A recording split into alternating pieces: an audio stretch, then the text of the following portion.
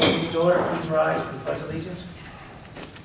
I pledge allegiance To the flag of the United States of America and to the republic for which it stands, one nation, under God, indivisible, with liberty and justice for all.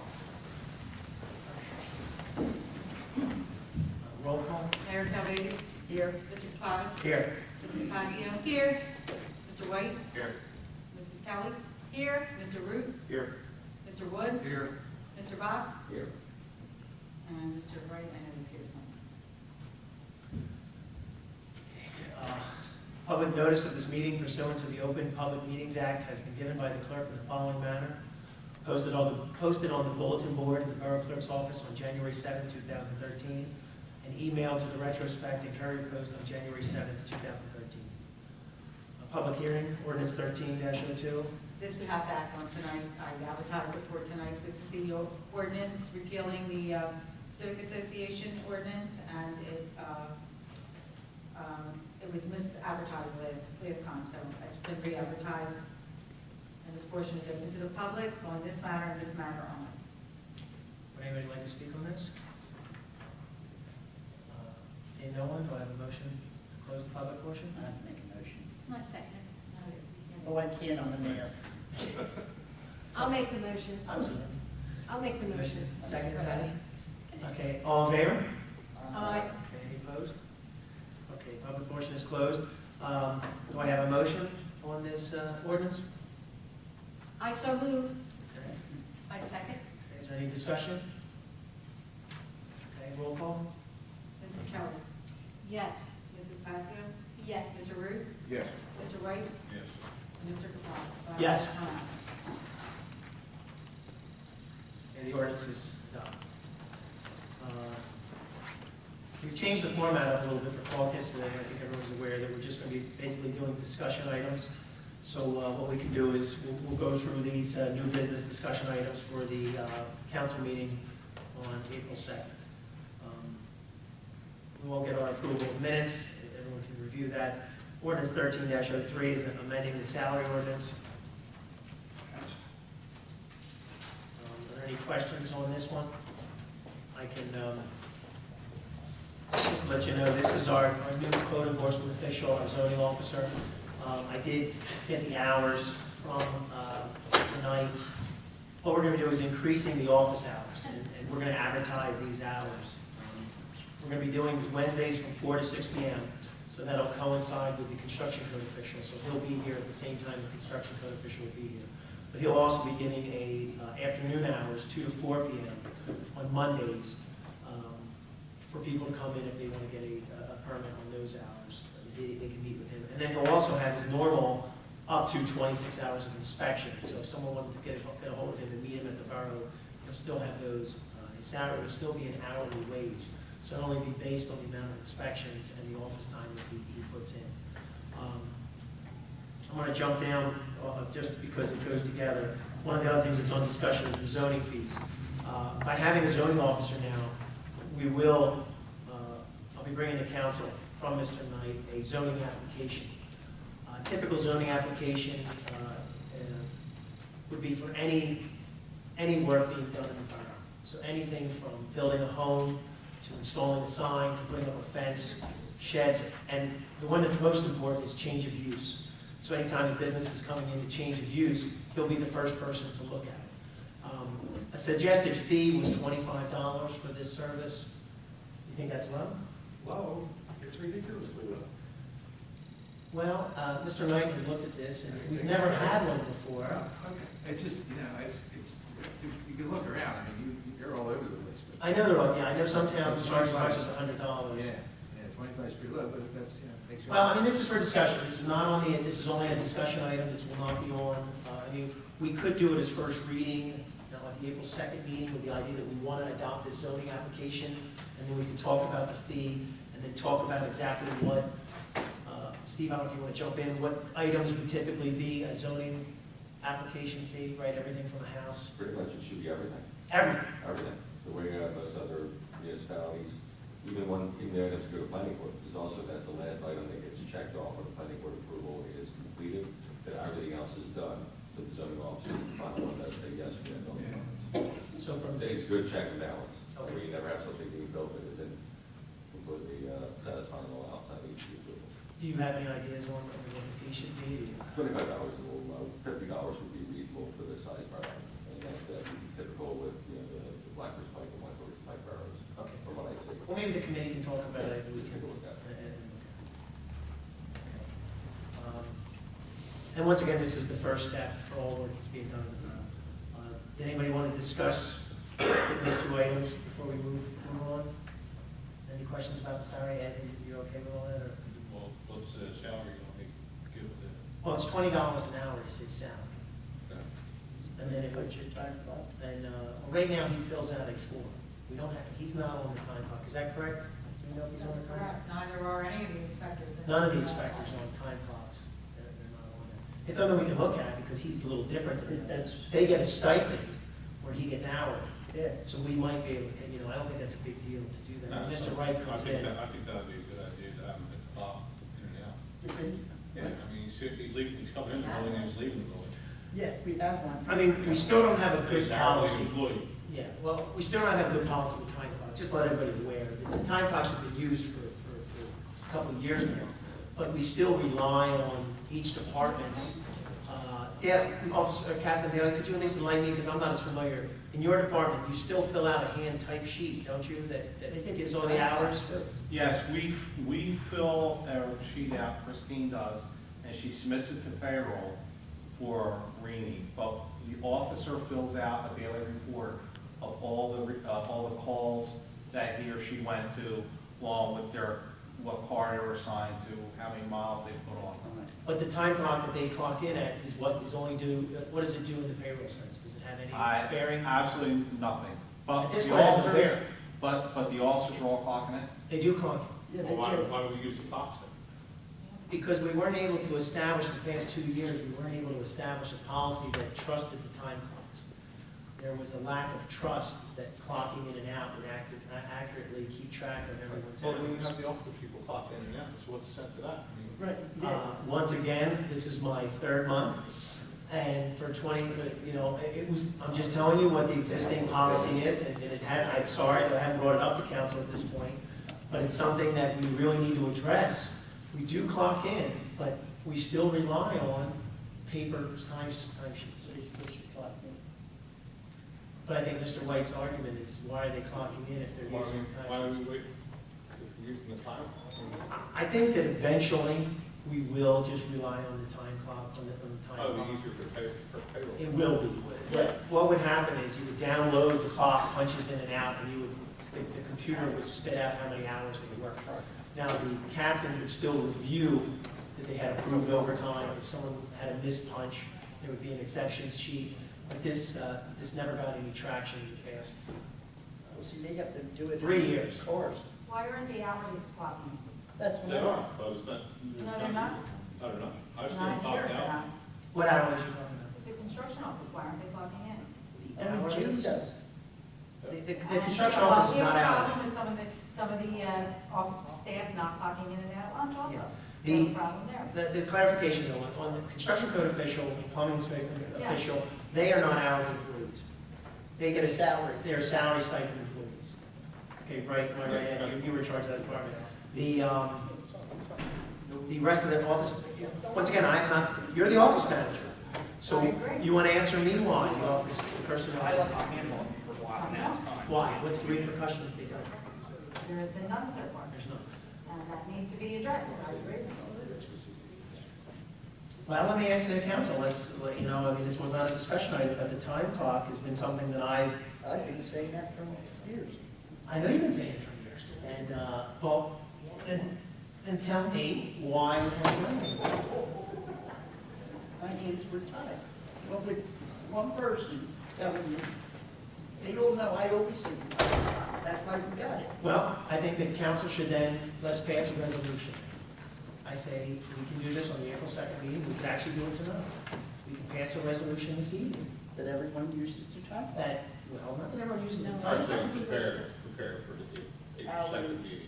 Instead of policy for the time. The point would be is that, Catherine, would you come up, since you just happen to be here, would your department be prepared if only the time clock was used to pay them. We will punch in and out. They do. Come up to the mic. Is that what you want? You do punch in and out. I think the elected officials up here have a question of why we are punching in and out, yet we write on a piece of paper how the hours that we work in this borough. When they're stopped, they want to know where they're at. They have to write down where they're at. The officers. Well, that's a daily log of where the officers do Yeah, they their have to job. write that. But we're talking about hours to get paid. Well, Well, they do. So what you may want to think about, if you want to deal with it tonight as opposed to waiting, is what's your pay with the weekly? We pay bi-weekly. Every 2 weeks. Every 2 weeks. So is this a pay week? This is not. This is not. So next week's a pay week? Yes. And when they get paid next week, are they being paid through this week? So they're working and then getting paid as opposed to Correct, getting they paid? get paid for the prior 2 weeks. So if you just pick your next cycle, it doesn't start Monday because Monday's a little too crazy. If you pick the next cycle after, so next Monday, so 2 weeks from Monday, which would be the 15th, I think. What a great day. So what you could do is say, effective the 15th, in order to be paid, you need to clock in and out. I don't have a problem. Well, I'm just saying, so you could do it, but I don't want you to do it, and I think that's your point. If it's going to do it, it's going to work. So on Monday, it's going to be like frenetic, because Friday's a holiday, it's a little crazy. Mr. Wood, I think that if you want us to clock now, and hold on. Yeah, And the guys do already. They're They do. told to do something, and they do it. Yeah. Then it's done. Right. It's not maybe, or do you think? The officers, they're giving an order, they're clocking in and out, and they clock in and out. But it's not That's just for it. you guys, it's for all the. Okay, well, I'm just, I can only speak for the Yeah, well, you police department, but if that's what it is, and that's what it is, the only issue I see is that when a guy wants to leave early, taking off comp time, we still fill out a slip. Yes. I have a slip and it says use 3 hours or at a time. What it's That's- for. Yeah, that's the only issue. But I think in the near future, we can cure that with the new computer program we're getting. I think we put that all in there. Does the new computer program have scheduling in it? Yes. Yeah. I think Elmer's been talking for many months now that we're in the process of upgrading our software in Yeah, I the know police that. department. And if that is part of Yeah, that, it's- I think it's- Mr. Wright would like to interject on all this, because I think what we're talking about is he's in charge of the payroll department. And I appreciate everyone's concerns about this, but the Borough of Runnymede has never made their employees clock in or out in the history of this borough.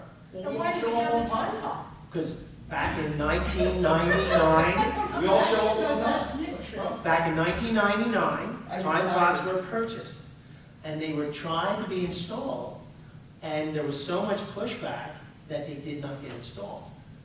We finally had a critical mass to get the time clocks installed, but they fell out of favor again.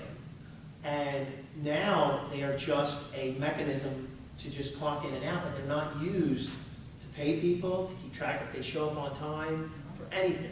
And it's something that I think we need to address, but just to step back a little bit, you know, it's a great issue. It's our largest budget item. The salary and wage is our largest budget item. But what the captain's talking about, just take the police department. They have days off, they have vacation days, they have sick days, they have comp days, they have holidays when they can take whenever they want. I hate to say this, they at almost any moment, well, with the permission of the captain, they can leave their duty. If he feels that there's enough officers on duty, There's not coverage, yes. if there's enough coverage, he can allow them to leave. And what that does is that creates this atmosphere where 4 guys might show up in the morning, but by the end of the day, you might be down to 2 or even 1. And, you know, this constant movement, it causes a little bit of difficulty in the police department. You have to keep on. Yes. And you must remember, when guys also, when they work, they might be paid for side work. That's They right. might be paid for, what's all the different rates? I think we understand that there is some EMB. difficulty in setting this up as a permanent. I'm trying to explain myself why it's not just a big issue But of time clock. Joyce does keep track of the women when they're off. Correct, but that's not the issue. The issue is, you can could set a policy, and that's what you need to do. But what happens when I get a timesheet and 3 of them forgot to clock out for lunch? So do they dock for lunch? You gotta be you have to be consistent with whatever it is you're gonna do. You only got to dock them once, trust me, they won't forget a second time. Well, excuse me, but doesn't that have to be a policy, a disciplinary policy, that you have to start, you have to get a warning, progressive? It's not discipline, it's payroll. In order to be paid, you need to clock in and clock out. If And you if you don't clock don't in. clock in and out, then that's our proof that you work. Because you have something different, because you have that compound issue, which becomes a paper trail, which is to become supplemental. But you could, because now it's payroll. We're not docking, we're not firing you, we're not giving you leave, we're not paying you because there's no proof that you work. But it's a policy that has to be adopted. Mr. Wright, we started off talking about hours for our code enforcement official, and it was brought up that he's paid hourly as opposed to the other code enforcement officials that are a salary stipend is what they get. Right. It brought to the attention that he should be clocking in and out because he's being paid hourly. And council now is aware that the time clocks aren't used to pay the employees. And the council right now is debating the idea that we should set a policy that says that they should start immediately to only use the time clocks to get paid. And I think you should jump in on this because I know it's a big issue. You were late. It's not my fault. Excuse me, I was finishing your meeting and you left me. I'm not prepared at this moment to have a lengthy conversation on it. I was not aware of the issue. I have, since day one, said that the folks in code enforcement should be on the clock if they're our employees. That's not the rule of time. And yes, we do not import that in the payroll because presently it doesn't, there's not a seamless transition into the payroll process, and it's a little more complicated than that. But it is used for time management, and it has been, I guess, a pilot program for lack of a better phrase. And at this point in time, if you told me to use the time clock to pay all the employees, I would guarantee you that there would be employees who would not get a full paycheck because they're not properly using it. It was an issue. I know the police union was going to file a grievance at one point in time, and that was worked out because there are policies and procedures in the police manual that talk about whether you come to work late and things of that nature already. And I think the form that was given out when the employees were put on the clock also stated that you had to clock in and out for lunch, and said based on the rules of your prospective units. So if you work in a unit that doesn't clock in and out for lunch, then obviously you won't have to. So, you know, whatever the standard policies are, they should be applied whether you have a clock or a piece of paper sitting at the table that you should be signing out when you go to lunch, or you should be signing in when you come to work. So from that point of view, the policies would be the same as if you didn't have a clock. Well, how long do you think it would take to implement the time clock policy and to move towards this? I mean, once again, does anybody else want to interject or Bev, Patty? It's fingerprint clock, yes? Yes. It does, yes. Is there a way that you can, I mean, if it's, and I'm not really fully understanding, but if there's an issue with like the comp time and the paid time, is there a way to implement a computer program into that there's coding to say? There is it a has all separate that? program that would have to be maintained in order to do that end of it. So these are some of the things we looked at.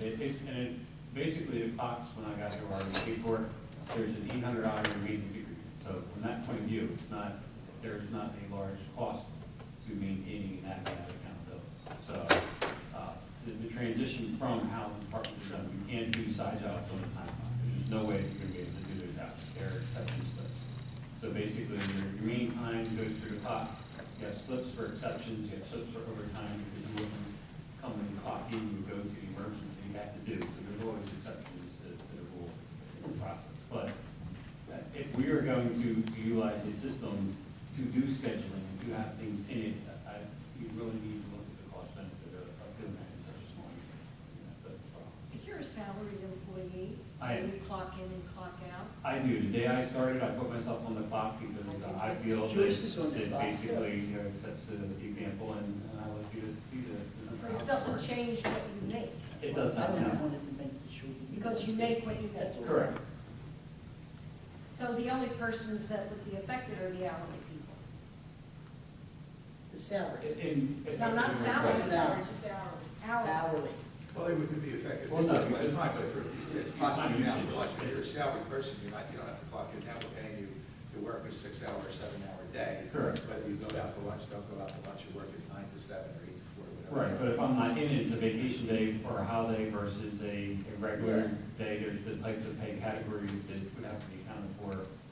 If somebody missed the clock and didn't clock in, you have to make sure that the units are on top of that, maintaining it, and that we have to monitor them.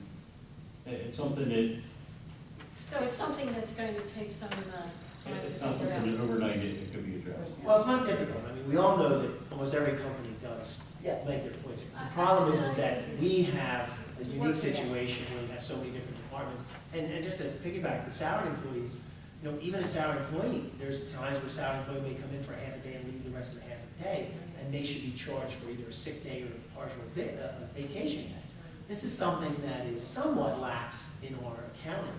And when you're talking about a $7.5 million budget, and your salaries and wages are $5 million of that, it is a substantial portion of our budget that it is a mechanism to keep track of things. Well, I don't think it's something we could really act on tonight, or even at the April caucus. At the April council meeting, I At think the April Mr. Wright council would say that meeting. it would take the rest of his time for a good couple of weeks to get it here. Because we will probably get a grievance. If you bring back the point how we got here, I do apologize. We got here because Mr. Knight is It's an an hourly. hourly employee, and Okay. the mayor asked, how are we gonna keep track of how many Are hours we he going to works? keep track of his hours? He doesn't clock in. That And he was writes my it on a question. piece of paper, just like, Well, from that point of That's view, all my I question. can wait from the clock tomorrow, and I don't even have a problem with that, and you will get a report from the Because he's system from putting him, it just out. like we do from the other employees, that I compare to the actual time record. So we would verify The the next hours step that he's was, going to work. after, well, you can just punch it in and out of the time clock, and somebody said, do we use that punching in and out for pay? And that's how we got to where we are Yeah, today. right. That You was were that late. question. Yes. yeah, so I think that, should be a meeting that Nick started for me at 10:05. well, that'll be in closed session, we'll bring that up. I think that we should definitely address this. I think that what we'll do is we'll put this on as a top priority for the finance department, administration, to look into how we keep track of our payroll. So it'll go to committee. It'll have to go to committee, there's working out in all the different departments how it's done. I think the issue with Mr. Knight, I think is easily resolved. I think he'll be fine clocking in and out Well, and doing that, and he could be our first person that we do keep track of, well, in only that sense. No, fine. We use, everybody in finance uses that to put our hours in for payroll. So from that point of view, I don't. Mrs. Knight just claimed that there's, The problem is lunchtime. they don't clock in and out for lunch. There are days when people don't clock in. And do they fill out a piece of paper saying that I forgot to punch out? I punch out and have their supervisor sign it? No, because if they don't clock in enough for lunch, which is a policy issue, then they would have an extra hour that was listed there. The system can automatically deduct that hour if you set up to be that way. So they're not gonna get paid more unless the overtime is authorized. Okay. And No, I wasn't saying they need more, that wasn't what I was So- saying. Because it would be unauthorized overtime. no, No, they no, don't no, get that's paid not for what six it And hours. if there's a blank, I'm going back and looking to make sure that they were on the vacation schedule, and if they're not, I'm asking why. So, It's a big issue, and it's something that it's been dragging in this borough for many, many years, and I think. I agree with you. We should put it into committee. Okay, and that's what we'll do. Okay. All right, where are we at? So that's salary ordinance, so there was no questions other than, I think that's an easy remedy. Rich, just get you up to speed. Mr. Knight's hours will be Wednesday from 4 to 6 p.m. and Monday 2 to 4 p.m. Those are scheduled or advertised office hours. And then his inspections will be up to 26 hours, will be that. I mean, this is nothing more than an internal, we don't need a resolution or anything like that, when it discusses hours. Absolutely not. Yeah. Administrative prerogative. Wednesday, 4 to 6, Monday, 2 to 4. We'll advertise it on the website and things like that. And we'll discuss a little bit more about the zoning application fee, but maybe, Joyce, we can put that on for first reading. That will be a zoning application. We don't have How one. much, how much would it be? $50. I think 50. $50. Okay, we can put that on, we'll discuss that on the, Economic development anything we can. and change of use. $50? Yeah. The only one thing I just want to bring up, sometimes they do decrease the fence fee. Okay, a separate fee A for, separate for fence that would not require the $50 fee at that time, that would be like $25. And everybody, there's a good possibility of the majority of people will be coming in for a simple fence permit. So then it's an extra $50 per resident. I know some municipalities separate that. You don't have to, you can clean that out. have a fee schedule with maybe, Okay. That seems to be a sticking point in some of the towns, that people are, I'm coming in just for a simple fence, I'm not paying an extra $50. well, the only thing I will say is that we were notified by DCA that our collecting of UCC fees for fences is against the state statute. So, That's construction code, not zoning. construction code. That's construction code. So if we were to pay $50, that would be the only fee they would pay. They Okay. wouldn't have to pay the construction fee. Yeah, there should not be a There's not construction code fee for fencing, it should only be a zoning fee for fencing. That's- Yes, it'd be zoning only. So maybe we could just leave it at 50 because you don't pay construction on that.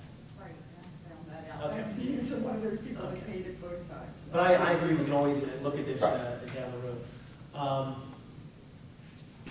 We're going to get to the QPA discussion. Did everyone get a chance to understand what's going on with this?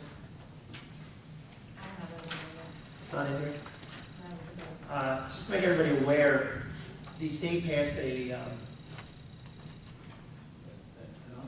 Unfunded mandate, for lack of a better phrase. unfunded mandate that all municipalities must have a qualified purchasing agent. Oh, that's what you said is Robert Law.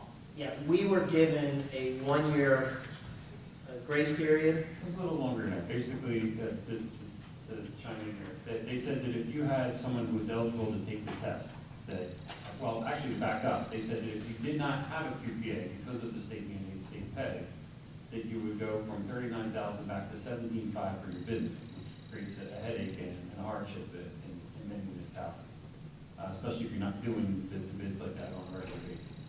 So basically, there was an in-between. They said if you have a person that is eligible to take the test until, because they hadn't had the test developed yet, that until the second test, that person could step up and you could use their license to be at 26,000. So basically, I put my license up there because I'm responsible anyway for the purchasing. And for the period of time from then until now, I did take the test, and I was not committed to becoming a QPA, but I did take the test, and I missed the passing grade by about 4 or 5 points. So it's a pretty good showing without taking the classes and things of that nature, just based on my experience. In December, when they had the second test, there was just too much going on, and I could not commit the time. It's $150 to take the test, so I wasn't going to waste the time or resources. The period a grace period has expired now. 2 tests are going by. So the 28th, I believe, is the date which they say that if you don't have someone who passed the test, that you revert back to 17.5. So basically, that notice is going out. They put out a local finance notice on that to remind everybody of it. And we knew this period of time would come. And basically, there's a couple alternatives. If you go back to 17.5, again, we don't do enough purchasing to warrant hiring someone. And I am familiar with the CFO who is also a QPA, who entered into an agreement with another town and basically does it for $100 an hour. So they get the benefit of the $39,000. He said they don't use it that often because only if they have a bid project that he has to review. And so basically, you'd be looking at maybe somewhere between 10 and 15 hours a year maximum. So my recommendation, and I had expressed to the council president and also to the mayor, was that that's an option that we should consider. But I know somebody who's willing to do it, and because the person knows me, knows that he's not going to get his license jammed up, and by basically sending him a purchase order report on a monthly basis and reaching out to him when we're doing something that's in the bid limit, I think we have a pretty good scenario there. Who else does he work for? He is the CFO for the city of Woodbury. What? City of Woodbury. City of Woodbury. And he does beside purchase the QPA for Greenwich Township. What other township? Greenwich. Greenwich? Yes. Greenwich. So he would do Greenwich, Woodbury, and Runnymede? Correct. And it's an as-needed basis, so. So I think Rich would send him, if we were going to make a purchase that was under that 39,000, for example, if we were going to buy, a shed that was above the amount of money. Or a generator. or a generator, if it was above the amount of money. My favorite project, You generators. know, if it was above, he would, or under the 39,000, correct? Under the 39,500. Correct, yes, because it's required to be bid. Yeah, anything above 39,500, we have to send out for a bid, so he would help us out, I and can still review the bid also. he would review the bid. So It's I not a think lot of that, hours, it's only No, 10 it's to. as needed.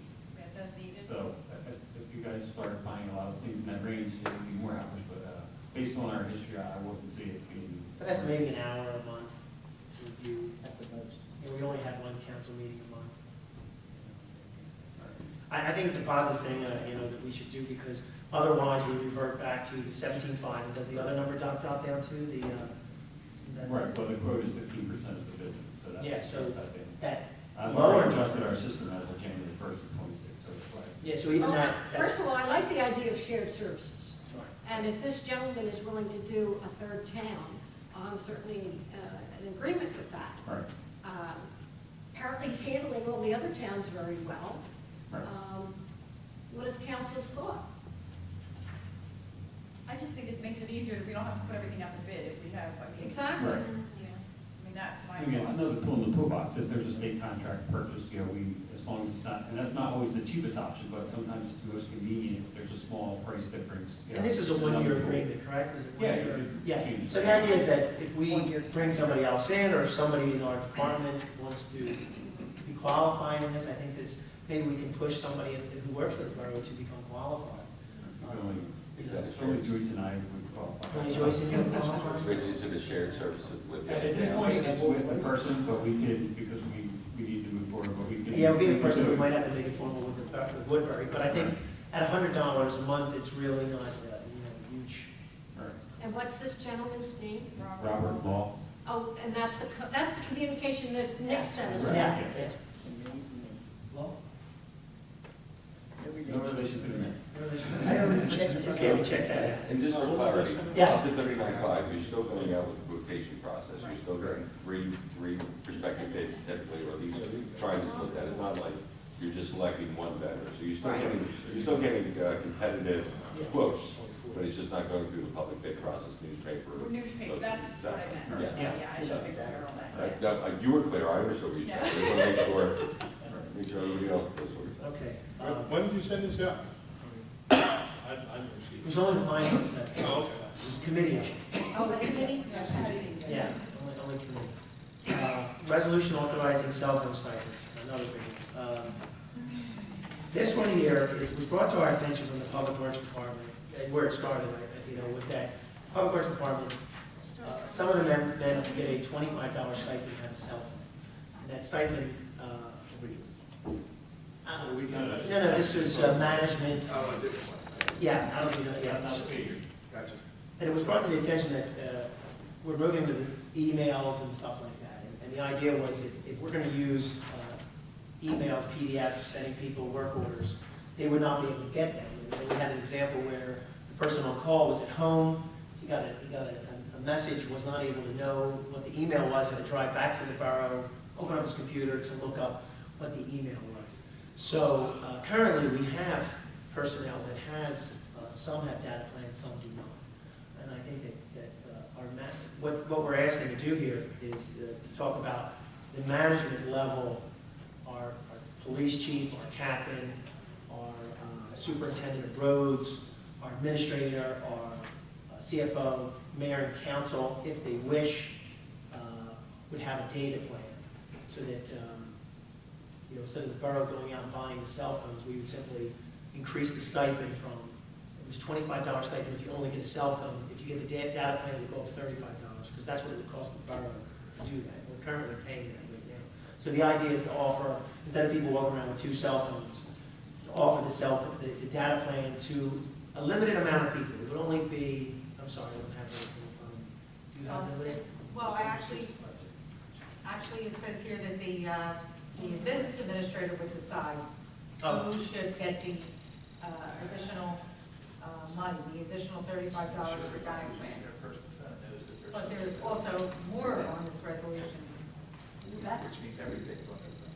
Just keep in mind that Oh, I understand this. you got Oprah problems. I- Not absolutely. problems, but you got Oprah involvement. Absolutely. If you're using your personal phone, I think we probably discussed this with respect to council issues Yeah. before, but that because now you're doing township work, that's subject to Oprah. Now, somebody's gonna Oprah your personal cell phone records, okay, then there's a. Well, the only thing I'll say about that though is when I have my phone set up with 2 different email accounts. No, that's fine. So when I you do segregate. borough business, it's It's segregated. borough. That's fine, My but- personal. so I want to make sure Yeah, that. no, these would only be borough email accounts.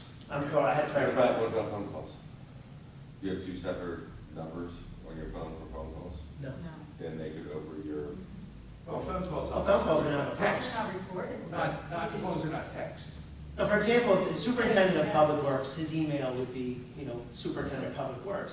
The idea is he doesn't have to go back to his office to get that email. but I just want to point out that all the numbers you called, all the numbers that called in, I think are that's- then would be subject to Oprah. So that means even the person in business, or your clients tell. This is not I'm precluding just someone wanna from make having sure their own everybody's- personal cell phone. This has become a big issue for a lot of, No, this is- a lot of municipalities. I just want to make sure everybody knows the Yeah. ups and downs of. Everyone can still have 2 cell phones as they wish, but the idea is if you're doing borough business, we want to facilitate efficiencies. And this is the problem that we're running into. What's that? That's what I never Say thought that. about. Len, what do you think about that, Len? What? About the phone calls themselves? We didn't really think about that. We dealt with email and text. Well, What if you're getting if an somebody wants to subpoena somebody's telephone records, they can. I mean, generally, Oprah requests are written documents. So if you sent an email, that's subject to Oprah. Right. You can't, there's no Oprah request that says, Joyce lists all the time she called Lenny Wood in the month of March. Of course, Joyce doesn't have that record. So I'm not so much concerned about it. I would, the urge, of course, with the telephone now and the texting is to text. Well, now you're in something that's getting closer to a written document that may well be subject to Oprah. So here's what we're going to do. We're going to email you, and you're going to email us, and you're going to use this account only, because we're not worried because we can disclose that whole account because it's the borough's account. Do not use it, but just let them know for their own well-being. Doesn't have any impact on us. On you guys. It has an impact on the person with the cell phone. That to be very careful not to use their personal component for borough work. So So no their text, personal- that's what you're saying, Well, no texting. Yeah, and I would strongly say no text. But I mean, the list of the people, this is what the original ordinance from '09, just to give you the '09 ordinance, was the ordinance 1353, if you guys look at it. 1353. Resolution. This isn't the original, you have the original there? This is the new one that I made up. Oh, this isn't the original? No, this is not the original. Well, let me just read off the names and you can all see. 1353. 1353, and it's amending that one. Mayor, council, CFO, borough clerk, superintendent, assistant superintendent of roads, superintendent, assistant superintendent of sewer, deputy fire chief, court administrator, office of emergency management coordinator, code enforcement official, chief of police, police captain, police detective, special police officer, supervisor. So those would be the people that we feel should have phones, that are borough phones. Now, they can take a borough phone or opt for the $25. We're still offering both. Or the $35. $35. No, no, 25 is for the phone. Oh, if you're gonna have the data, right. Then it would be up to the business administrator to determine if the data, so for example, the superintendent of roads, if we're moving to a work order format, he would get an email for that work order. Him and the assistant would get that email. As a And that- PDF and As a any kind of- PDF and things like that. And that's the designee. So for example, if a member of council does not want to get email to their phone, that they're not forced to do it. If the CFO does not want to have it to his phone, he must do that. That's his decision. But this eliminates from. Yeah, it does eliminate it. Management. Yeah. This eliminates some people from having the phone. This eliminates non-management person. Do we have a count on how many people that is? You don't have to have it. But this eliminates, yes, it eliminates 3 positions from getting a phone. Yeah, You currently get a phone. it currently eliminates And that is the housing inspector, the housing inspector. the technical assistant to the construction official, and the sewer laborer. Okay. Now, unless anybody has a question with that, and there's a logic here, as you can see, the criteria here was management instruction. Where do you draw the line? And that's the point, where do you draw the line? Now, we can always revisit this, if the department finds that there's a problem, why, you know, maybe the sewer laborer has it, I don't know. You know, I mean, we've included, say, for example, the special police officer supervisor, he's supervising all those guys, so they can be able to get in contact. But we're not giving it to all, you know, not all the officers get a cell phone, only the upper management gets it. Basically, this is driven from the fact that in our workings with Public Works and management structure out there, we're trying to communicate via email and then we're having to get emails back to the office on the computer. And so, wait a minute here, you guys need to be able to communicate back and forth because a lot of the stuff happens throughout the day via email, so. It's much more efficient. So then it was like, well, if they have to have a data plan because they didn't want a borough phone, then, you know, should we be paying them for that if we're making them have the email so that we can communicate with them? So then there's, well, we have a resolution that authorizes that, so hence you have to revise it. Yeah, you doing this for council too? Mayor and council? And that's gonna be something else, because, Ed, you have a flip phone. Yeah, probably. Well, Now, you can keep the borough phone with a data plan, correct? Well, I have, Mary Savage finally got back to me after all this time of eBay, our government contact with Verizon. She will be sending me a list of all the phones that are eligible for upgrade. So if you're eligible for an upgrade, and even if you're not, I guess that's what it is. And also, you. Yeah, and that's where the $35 came from, that's what the borough currently pays for a data plan, correct? And my recommendation is to go with the Droid plan. I used to have a BlackBerry and it actually cost $15 a month more to have the BlackBerry data plan. So I looked at the Droid and I haven't had it. I have an iPhone. And Well, it's really, that's almost like the Droid's very compatible, almost the same as an iPhone. I mean, it's very I don't similar. talk to you on the phone, I don't want it. So that's the option. These, like I said, the borough phones that we have now, we already have the opportunity, we already have borough phones right now that have that, and we're already paying for it. But what we're doing is those individuals who don't want to use a borough phone, they're, you know, I mean, they're either paying the $35, or in the case of Public Works, they were not getting it, because they didn't want to pay that fee to do that. But for us to facilitate action, we have to be able to send an email, you know, to them to get the work done. Okay, any other discussion? Okay, we're taking too long as usual. Yeah, come on. Another big one. Resolution authorizing co-op to purchase of police cars.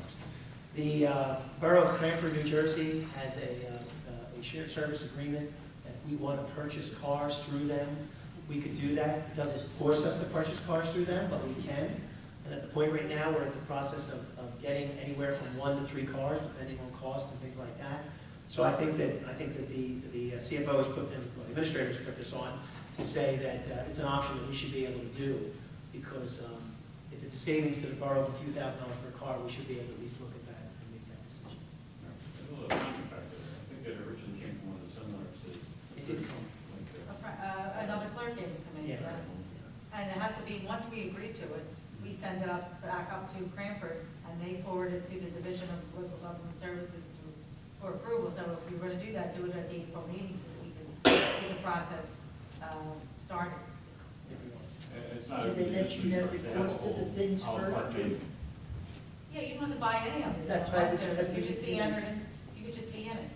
Be in it. They're out buying stuff, and we can look at their prices. Right, that's what I and see mean. if it's- You're still gotta look at prices. We're looking at their price. Len, did you want to talk about this veterans and minority set-aside ordinance? Well, I think you need to take a look at this to see what this means in terms of manpower management. This is going to require somebody to be responsible to oversee all of this, to redesign probably your bid documents, and then to actually police, you know, that you're doing this, and which may or may not have a cost implication. The first thing I look at whenever I review ordinance is there a cost implication? And my first suggestion is do an analysis of the cost implication. This one may have a cost implication, but it has a manpower implication, I think. And I think it just needs to be set solid that this is good, whose job it's going to be, this person has the time to do that job, and so on and so forth. Because if it stays within the parameters of somebody's existing job, then obviously there's no quote additional cost other than you're going to maybe change some bid documents, which is a one-time shot. What is, I don't know. It's a minority set-aside program.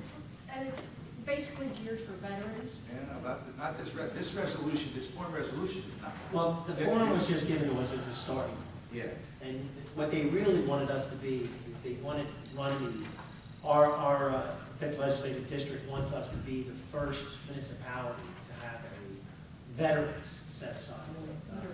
But what they did, Len, I apologize, they sent us other ones for us to kind of formulate it ourselves. Okay. You know, The conversion program, for instance, the Borough of Runnymede was involved with the set-aside program when we did the New Jersey Environmental Infrastructure Trust, when we did some capital projects, pump station, safety, and that had a 15% ND, like minority business enterprise, WBE/WBE, set aside 15%. Now, that was administered through the state's office, the Department of Community Affairs, and that was a goal. It was a goal where you try to get up to 15%. I am going to caution you, and I would actually ask you to look at the amount of oversight that is required for a set-aside program.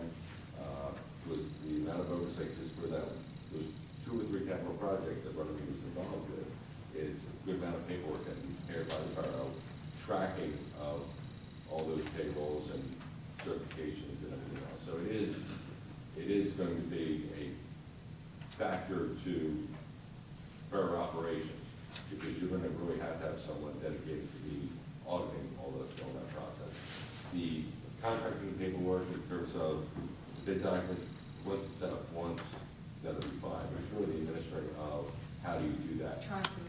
And you got, I hate to say, well, you don't hate to say, I would suggest that you contact the DCA for how they're doing their set-aside programs, and you may get a little bit of a better feel, whoever's going to, whatever committee's going to take lead on that. so you're saying all set-aside programs have to have oversight from the state? No, as an oversight. As an And you- oversight. yeah, because you were going to be coming I up. mean, even if we as a council You decide, have to- we want to. That's what I'm saying. You have to create that now, oversight, a mechanism that doesn't currently exist. So even we, You could do it as a committee of the whole, you could do it as a committee of the whole, you could do it as a committee of the board, but there still needs to be oversight. I mean, when you go through this calls for an affirmative action officer, it calls, this is real involved people. Now, that doesn't mean that you can't designate. if we say we're going to spend $1 million next year on bonding, and we say we're going to set aside 15% of that for a veteran, is that not, is it not that simple? It is not that. It is not that simple, and I just want to make sure, By a long and it's shot. a very progressive, it's very good policy.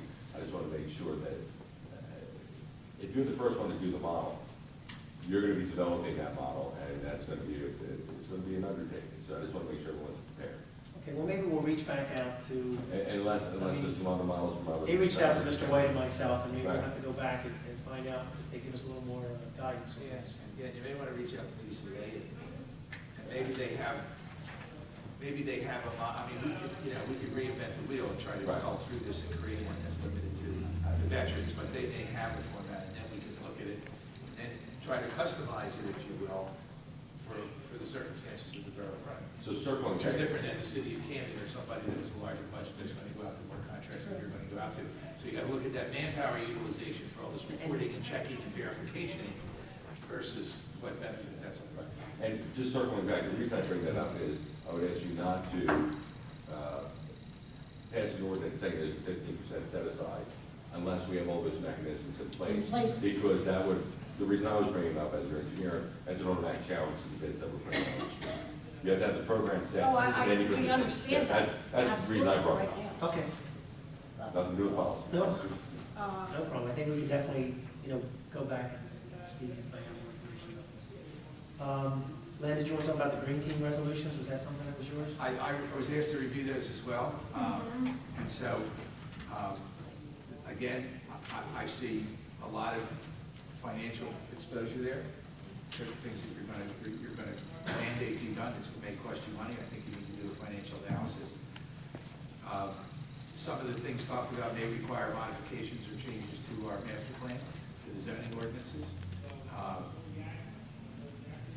Pledging to create housing options, like, I've sat through discussions about, we don't want to have townhouses, so you got to be real careful about what you do when you talk about that. You need to do an analysis to make sure that someone can't come in and challenge us and say, this is unconstitutional because you're stifling development. That's certainly not the intent of it, but, my job is to look at the worst scenarios and try to make sure we don't. This is basically just a general, actually, according to Kathy, I really didn't go through everything, but this is in our master plan already. These We ordinances. adopted the sustainable. These are already in our master plan. And why are It's we- just that we have to make a resolution. It's free, all municipalities have to have so many things to become sustainable. Jeffrey Nash is the chairperson, so eventually, even if we don't make a resolution on these particular things, he's going to come in and ask us to do so. because- So you're saying we already had these ordinances? We- they're- I don't believe you have adopted those ordinances. The ones for the pet, the animals, forget about all the other ones. Yes, for the animal waste, yes, for the animal For the waste animal. and also It's stormwater in the man- management, right. you have those in Yes. place. 'cause they The were other required. ones, she's going to go over to the planning board and take care of. Were they recommendations? They were Master requiring, plan? the stormwater management and waste ordinances and the leak collection ordinances. and all So that. the one for the They- animal is the one that they- we were more concerned on. They were required under your stormwater general permit issued by DEP, which every municipality has. All right, well, why don't we look through and figure, And that's, and that, again, there's, I see a lot of potential cost to this. Well, there's also, if you're looking at the checklist, and we're involved, a lot of municipalities are looking to go, Yeah. to be sustainable. Just had a presentation in one of the boroughs, had a place where it was actually put on by the new sustainability director for Chile, no, for Camden County. Camden County now has a full-time sustainability director. So if you look on the, kind of, I don't know if everybody has that checklist, or maybe you can circulate that around everybody. But it's a point rank structure of what you need in terms of base minimum points to become the lowest level sustainable, which is just, is that silver or? There's the silver, then there's the bronze, and then there's the Bronze. silver. Okay, bronze. And Trying to reach, and I believe that Kathy's from the Viper. yeah. We only have till June to submit. And then the cycle's Yeah. gonna come back again. So we miss the cycle, don't I feel know. bad, it's coming right back again. But there are some big items that you can do in terms of your environmental resource inventory. The last one you did one was 1995, Kathy actually sent it over to me, I took a look at it. It was not something that's just simply updating some information. It's probably like a 40 to 50 hour work effort to get something like that with the maps and everything else. But if you look at the point ratings, all you're doing is just providing the same information you did in 1995, but you get substantial points and you're not changing policy. All you're doing is providing that additional information. So if you look at the checklist, and I know I've been working with some of my towns, we're trying to do things that doesn't change policy, but gets that information out there, you get the points, you get sustainable, and then you're eligible for the additional grant. what do you think with the, can we send this back to I would committee actually to like go to, through like this to sit down checklist? with you, because I just, 2 Saturdays ago, 3 Saturdays ago, sat through 6 hours of that information with Yeah, maybe you go with the committee and go. yes, Steve maybe and- there's some options we can get together and do things where you're not really changing your ordinances that might possibly, you gotta be very careful not to mix sustainability with your land use ordinance. And I think there's a way we can kind of keep it parallel tracks, and I think that's what the solicitor was trying to indicate. So if I could, I'll meet with you at our next engineering meeting, and we'll kind of go through that stuff, and maybe bring Kathy from the lender. Yeah. Okay. That's good. Ordinance removing handicap parking spots. I spoke to Mark today, and he said that Kathy, so I can do a first reading to remove You it. do a first reading? It's in our handicap parking ordinance, and And somebody doesn't need it Just, anymore. just so y'all know, it was on the corner of Cumberland Bridge and Highland, the house, it was a handicap spot on the side of the house that I believe the people probably passed away because the house went up for sale, it was in disrepair, the sign is in worse than disrepair. It's like tilted and rusted, so I'm not thinking it pertains to the new people that were living there, so I wanted to. Yes. Yeah. It was across from, It has a ramp. I'm sorry? Yeah, the house has a ramp. Yeah, it's the one on the corner, on the left-hand side, if you're going towards Deptford, it's on the left. She always got picked up in the bus. Exactly. The house has since sold, so the parking spot is still there, so I was just in favor of having it taken down since it doesn't pertain to people who live there. That's great. The next ordinance was controlling merchandise in front of stores. This was brought up at the planning board. This is something we might want to talk a little bit about, maybe in committee, but wanted to at least bring it up to the entire council, is there's some concerns about the right-of-way. Right now, there are businesses that are putting items in the right-of-way, which is the sidewalk. Typically, you're not allowed to put things in the right-of-way, is that correct? I'm not that familiar. Most ordinances prohibit the, Yeah, depending on what the ordinance says, but right now, you know, so what the planning board is asking us to do is to, we don't even need it's not a land use issue, it's more of an ordinance on our side, to look at this and decide, do we want to allow people to put, chairs out in the middle of the Black Horse Pike, or on their lawns, and things like that, and there's an issue, and I think that maybe, I don't know what committee this could look into this. Because you've got the florists, and Well, you you can have- look at certain holidays, Yeah. that Cook's florist has plants and everything out front. We have Well, planners. no, the down example, there. the example that was the problem. Yeah, but that's on the grass, that's I not. know, but he's just saying, like, he said grass. The example that was the problem was, when we had this thrift store came in, they took one of the parking spots and put all the thrift items in the parking spot. Well, right there, it's not allowed to be in the parking spot.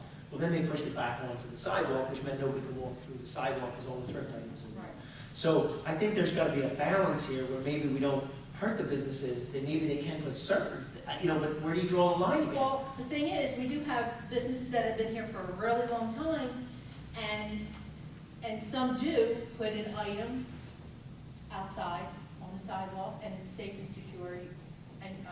Well, maybe that could be the criteria. So, yeah, that's what I'm saying, I mean. But how do we prevent, like, for example, the best example that I got also was on Clemens Bridge Road, the guy who makes those chairs that lift, he's got two of them sitting out in the yard. Across the street from you. Yes, and that was brought up as something that was a detracting from the community to allow this. Now, that's only an opinion. So ask them to send it in. Well, it has to be an ordinance for our code enforcement official to actually implement it. We can't ask people, we have to have an ordinance to back So this how up. do we have an ordinance where you have new businesses coming into town? Mhm. Because this is why we're doing this, because of a few new businesses that came into town. From the old businesses that have been here, for instance, okay, Antiques and Coins. Yes. They always have their mascot, either it's Betty Boop or it's the Indian that's out there. They always have that there, and I personally think that really looks nice. I think it's But inviting. what Then you have. But you could carve out an exception for those type of Okay, businesses. well, how do you carve that out? That's the job of this committee to look at and this. that, I'm gonna, should look at this also. You're getting into a point where you're really going to be regulating, That's you right. know, merchandising and sales and commercial. There is something, and I'll have to find it, it just, it always came to the top of my head, but there is provision in, and I think it's the building code where they have to maintain 44 inches of, or something to that effect, with safe passage on all public walks along right-of-ways or something.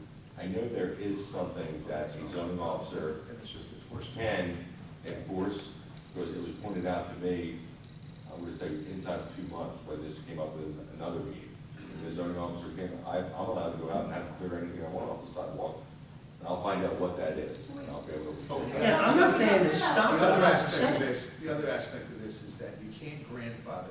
This works only basically under a public safety scenario, health and safety, regulating traffic, sidewalk traffic, people walking and stuff. So you can't let these 5 businesses, because they've been here 20 years, do it. You do it by, as I said, by distance. So you need to have this much space of the public sidewalk available for public traffic. So you can still put stuff outside the This was store. brought as long by as you the- have- I think there's something already And that prescribed. would solve the problem. It's already by, It's just by, enforcement. that it's just, Yeah. the zoning officer just would have to enforce. That would eliminate someone from blocking the sidewalk and making it unsafe, where you have to try to walk within closed action. Let me just clarify the position a little bit. I mean, the planning board was only saying about nuisance issues, not necessarily instead of releasing something. And I know that that's a fine line, and we're talking about safety. You know, the idea is, we may want to allow people to have outdoor dining, which would be an example of this. But there has to be some type of regulation. The point is, if you block the entire sidewalk, Right, a plan is one thing, merchandise from the stores, they throw Betty Boop is one item in front of their store, which is filled with items. I mean, we're talking about The like furniture store puts puts furniture out there on the. But that's a very tight area where all So- the kids cross and the crossing guard is there, and that was actually one of the areas that was considered difficult. And he doesn't do it that. No, he doesn't do it often. I think we ought to let Steve see if Let he's. me tell Yeah. you, you want to, I believe you automatically already have the site distances taken care of at the intersections and all that, those site triangles.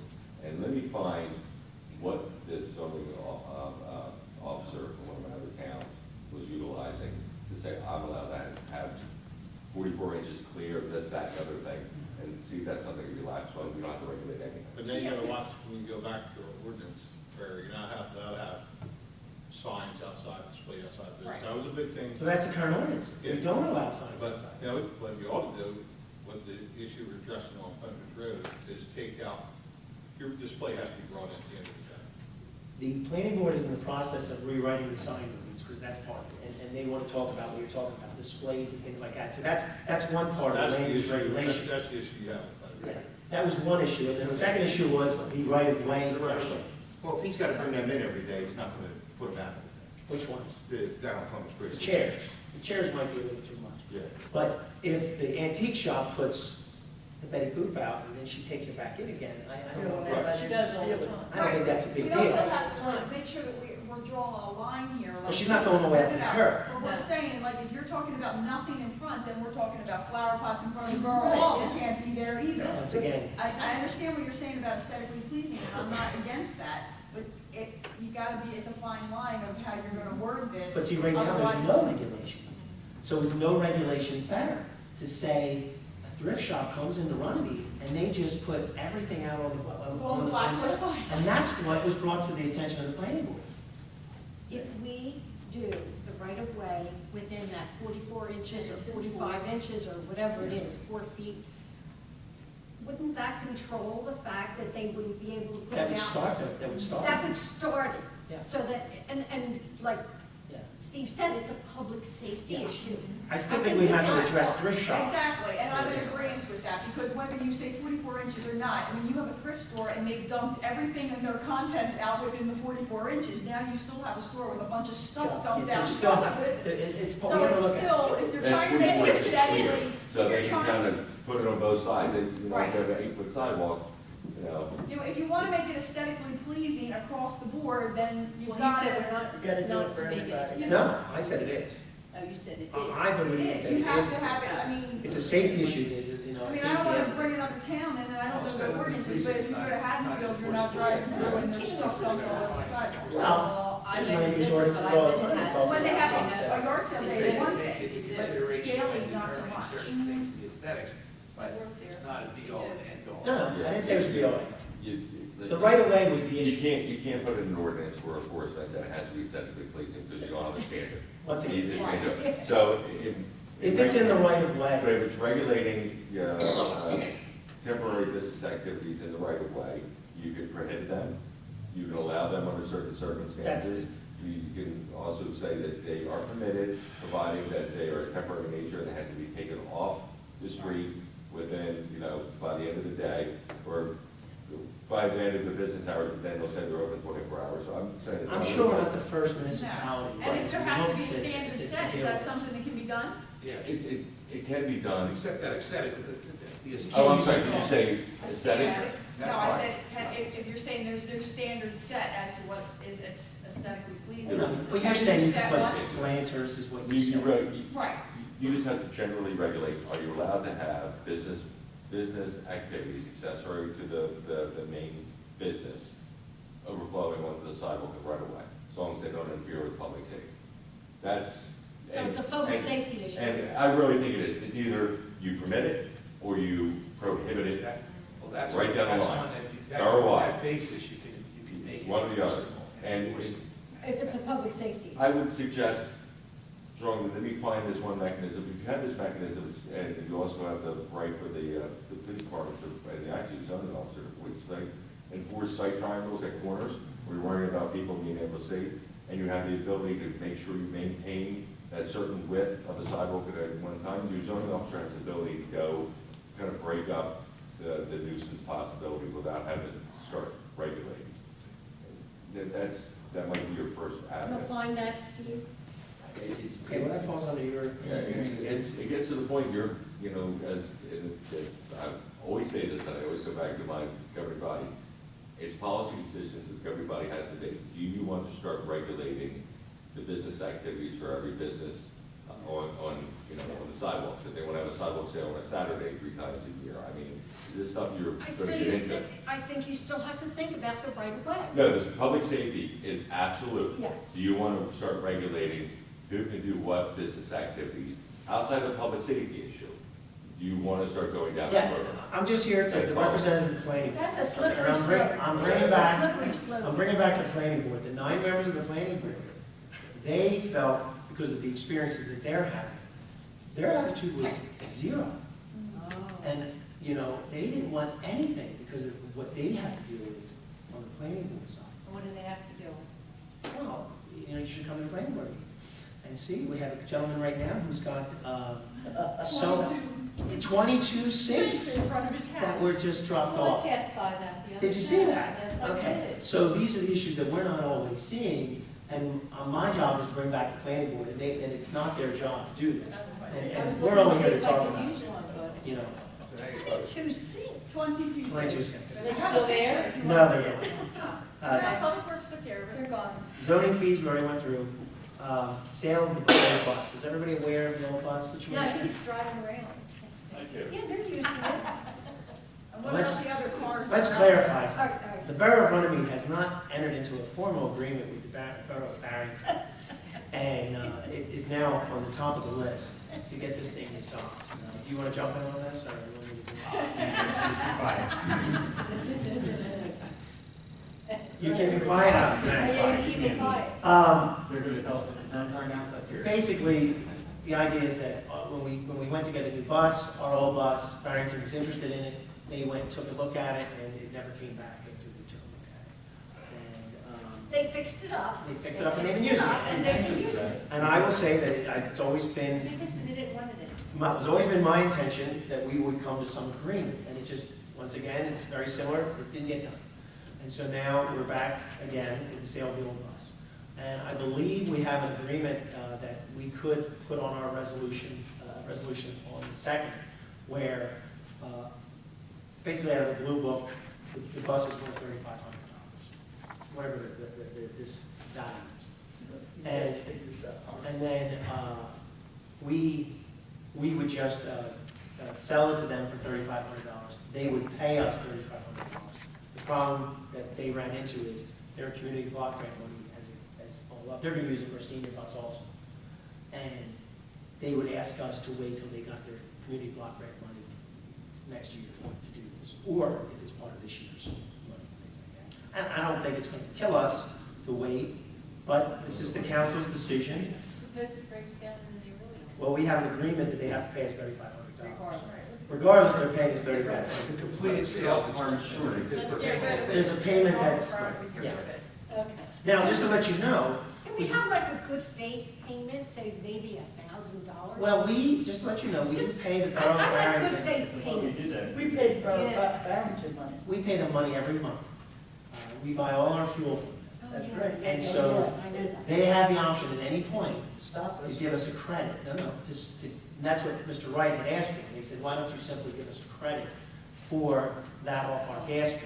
And their CFO said, well, that would affect their revenue side. Well, it would affect the block grant. And affect their block grant. If they're using the block grant. They wanna money use the to block pay for grant.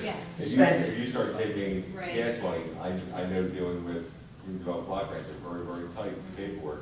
Yeah. And I think, the clerk would also agree that you gotta keep it very clean. So we keep it cleaner by maintaining Yeah. the block grant. So if we could, we'll put a resolution on. Joyce, would it have to be a resolution or an ordinance? Can I just say this? If they're gonna use our bus, let's take the signage off it, so it doesn't say Runnymede running It around never said, Barrington. even our current bus doesn't say run. Our current bus says Borough Transit. That's all it says. And that old bus doesn't say Runnymede? No. Nope. Okay. Yeah, we don't even say Runnymede on our new bus. Okay. I would have thought this. What's that driving around? It's for their senior center. They just took over the VFW. Are you part of that? They took over their VFW closed.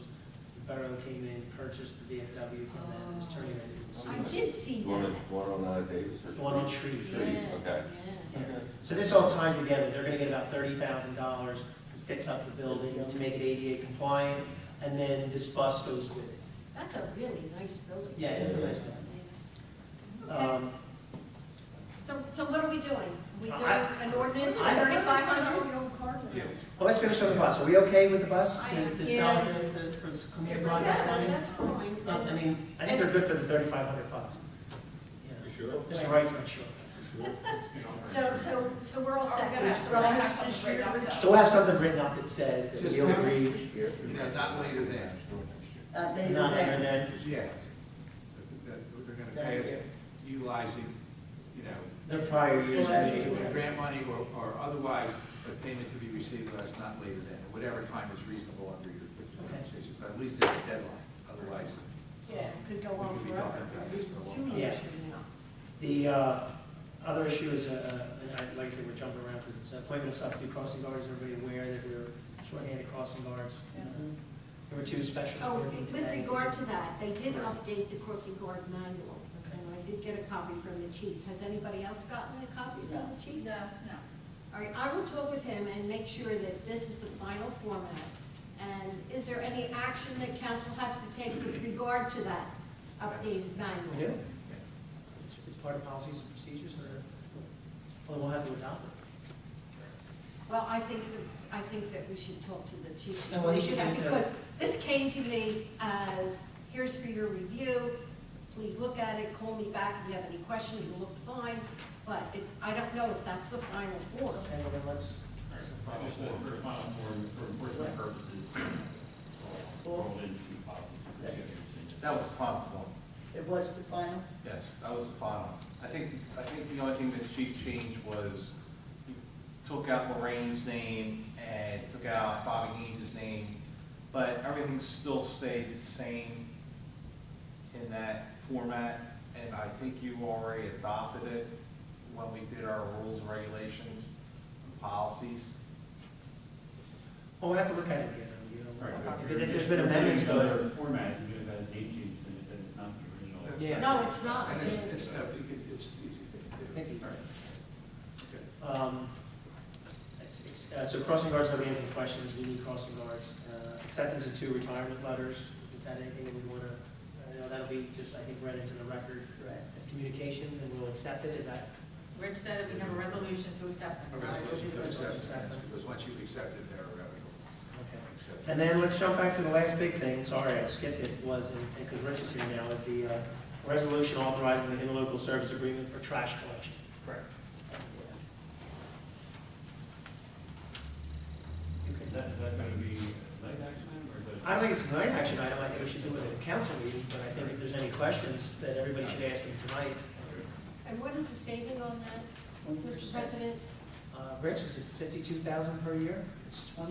It's about 30%. It's not going to, it's per year, but it's not going to be a full year in the first, just because we're. So you get the year, the first year. Starting in June, so, we're going from about 19 to 15.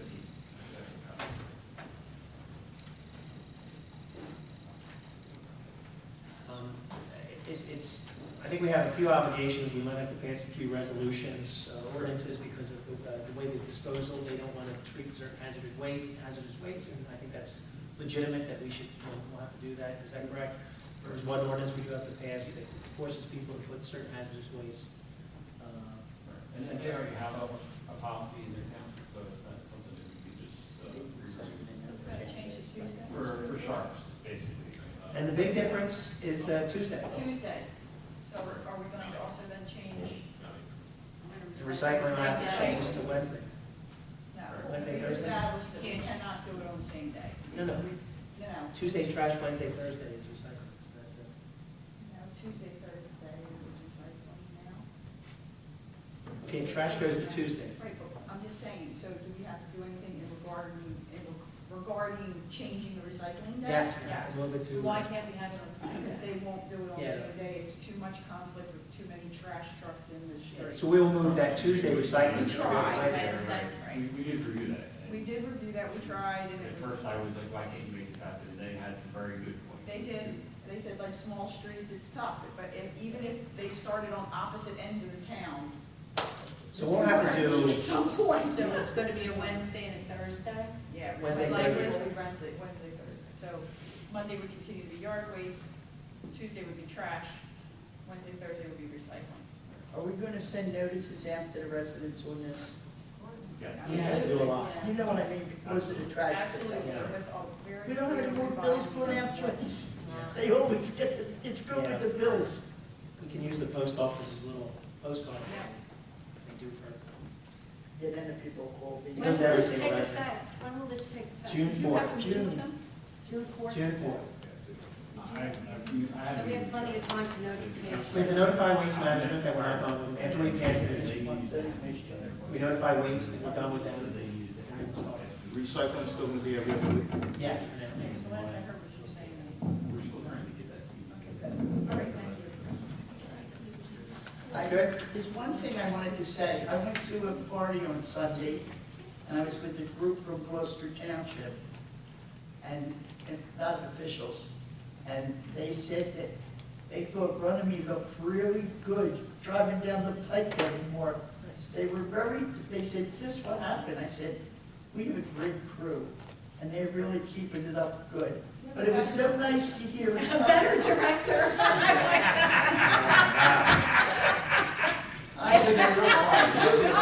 She's real quiet. I just want to say, it was very nice to hear, and I wanted to bring it back. I'm glad. Geez, I will bring this up at the council meeting too, I will say Good. that. That's awesome. I'm More glad. people are in the audience to hear that, because I thought it was really nice to hear it, I thank them. Absolutely. So, and I do want you all to know, Because you don't have to get good, that's awesome, thanks, sis. you're welcome. Okay, hopefully most of the discussion items for every department now, there's a few that didn't come up. Do we want to let each committee director, maybe give a quick one first? Patty, do you have any discussion item that wasn't discussed? We do have a closed session, we have to discuss Yes, real quick. personnel issues and I had contracts. sent something over to Mark in regards to the bathrooms. The three items, the sinks, Well, yeah, there was a few items. paper towel, dispensers versus automatic. And the third one would be It was the doors, the lockable doors. doors. I can report very quickly on that. Go ahead. I believe the stainless steel sinks, if we have to put this formally out to you, this is what's going to be said. I'm going to recommend against the stainless steel sinks only because every time we put stainless steel in public buildings, it's getting ripped out because it's a great scrapping material where the regular man-made porcelain, or not really porcelain, nobody takes it.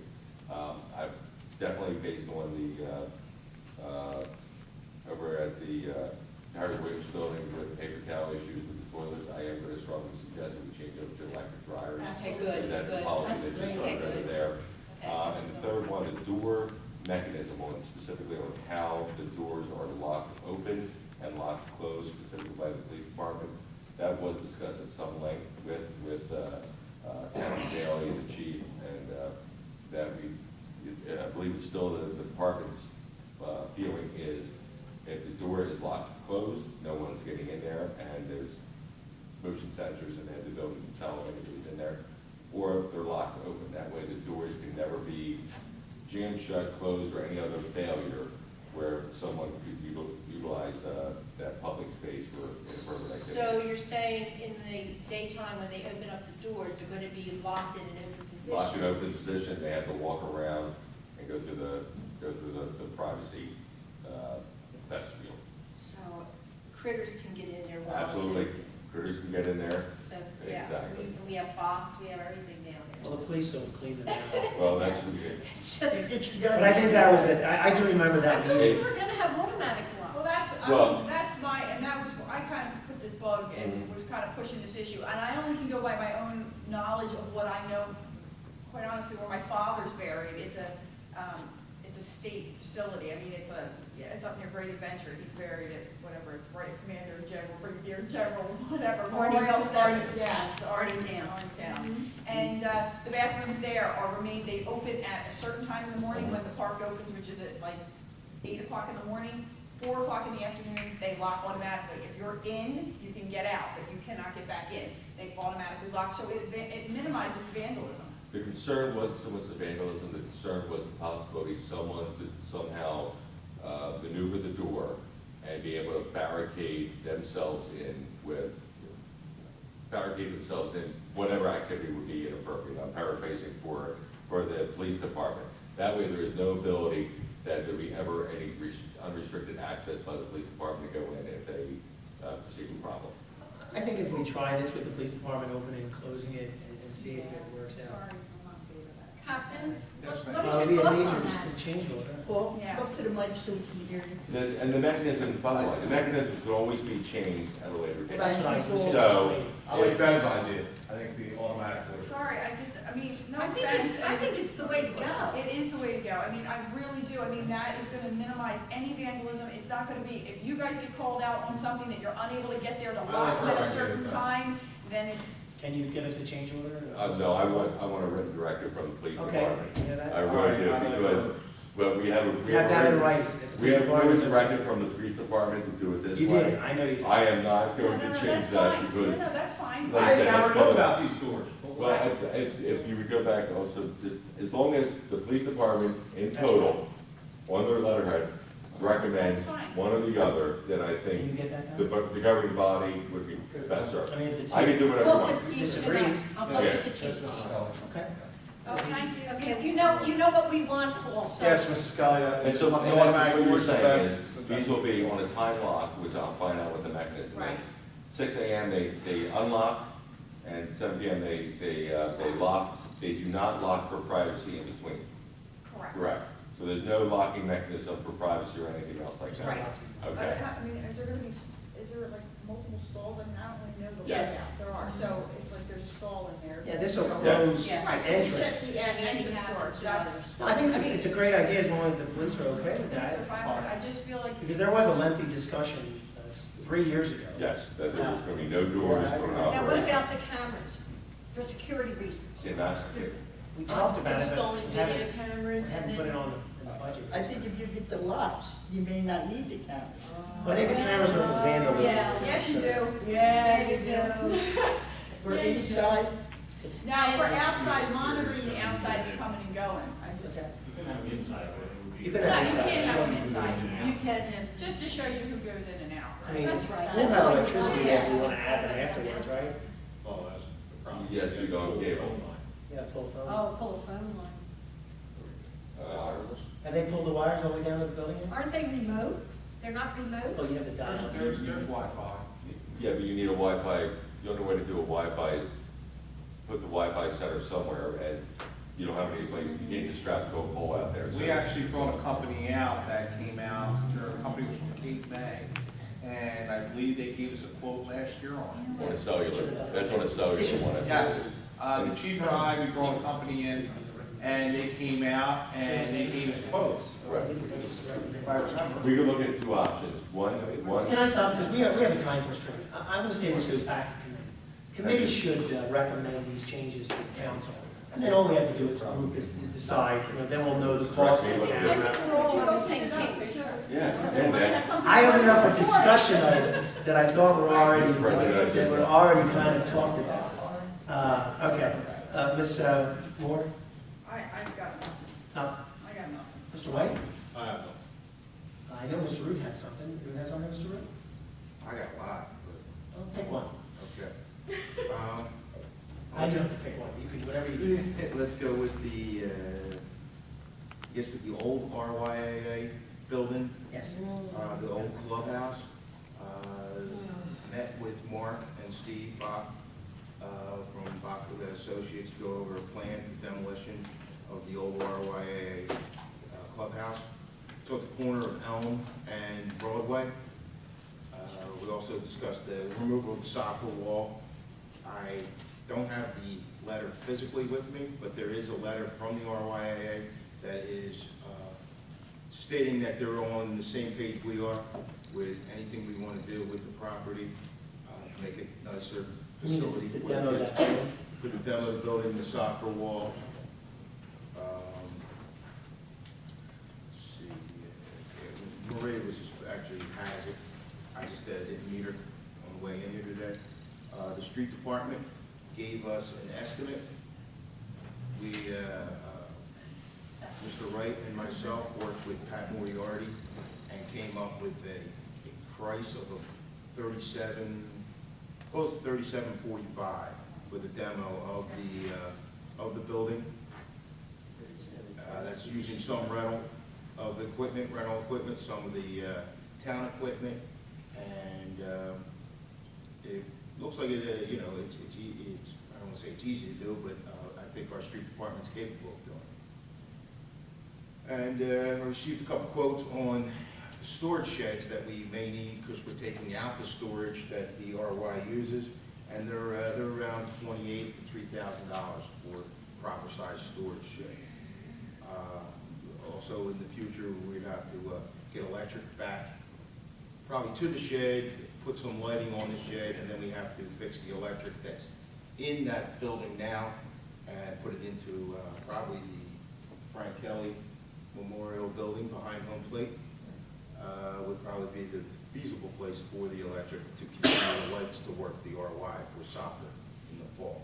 Kevin could probably do No, that. You tell him, let me say that. Actually, Kevin Kelly is going to come in before the demo and see if he can recycle any of the electric equipment that can be reused in the new building. What And, about bathrooms? well, as And don't tell me porta potties. by law, we were told that we are supplying bathrooms at the facility, at the new clubhouse. So it is the one facility, so we are meeting.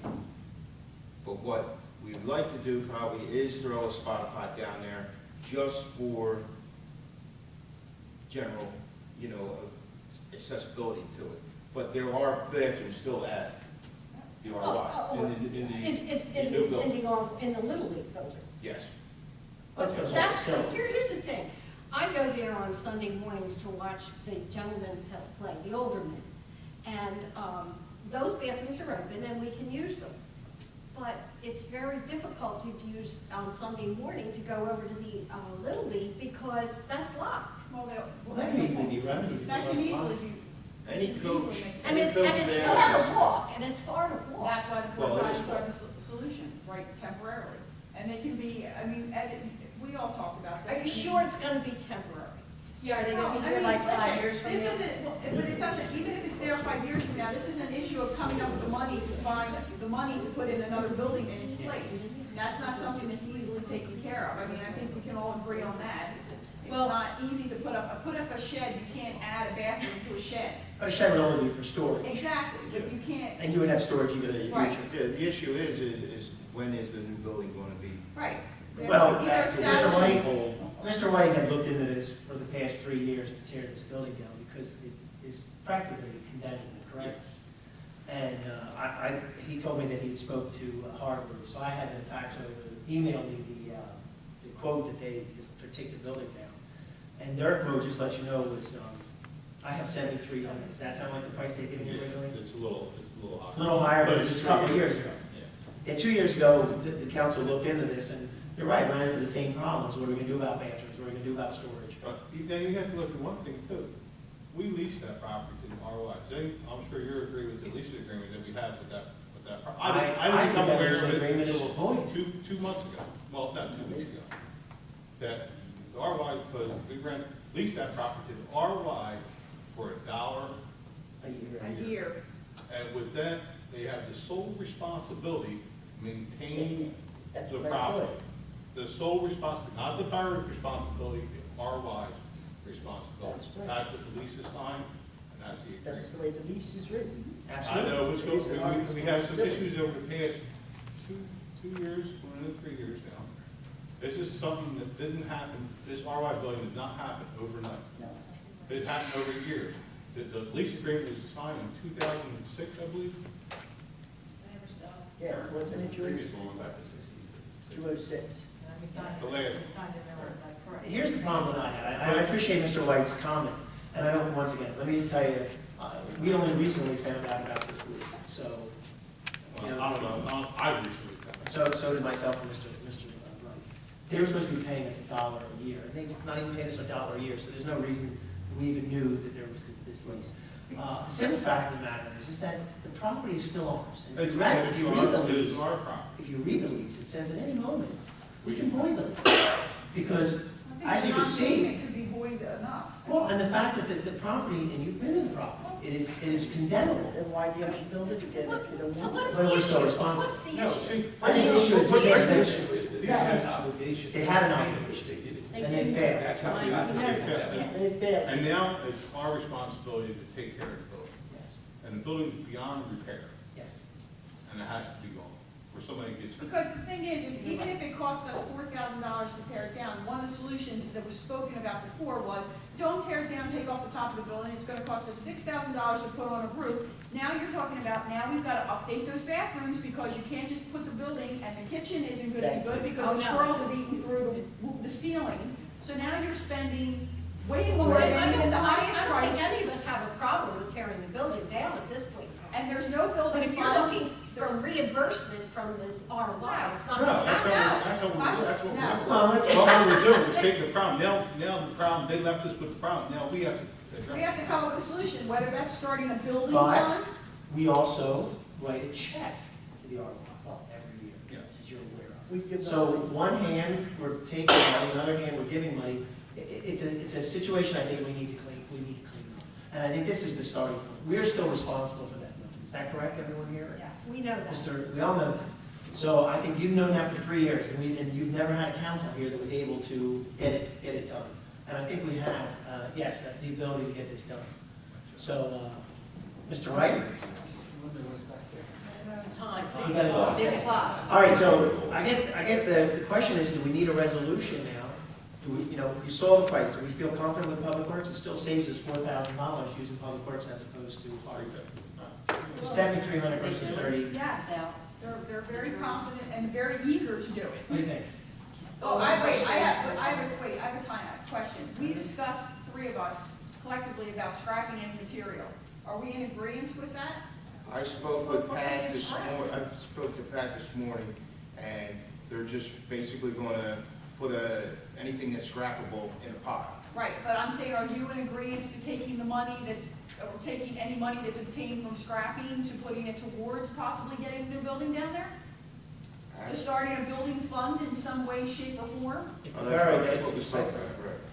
Well, we can't start the fund as a council, No, but the ROI can. But we're not gonna, when we recycle, even throughout the town, we get a check for our recycling. So if we decide to take all that aluminum and get it weighed, it would just come to the Of course, borough. in a month, we get a check for like somewhere between $1,000 and $2,000. So I mean, how much scrap will we? Might be 1,000.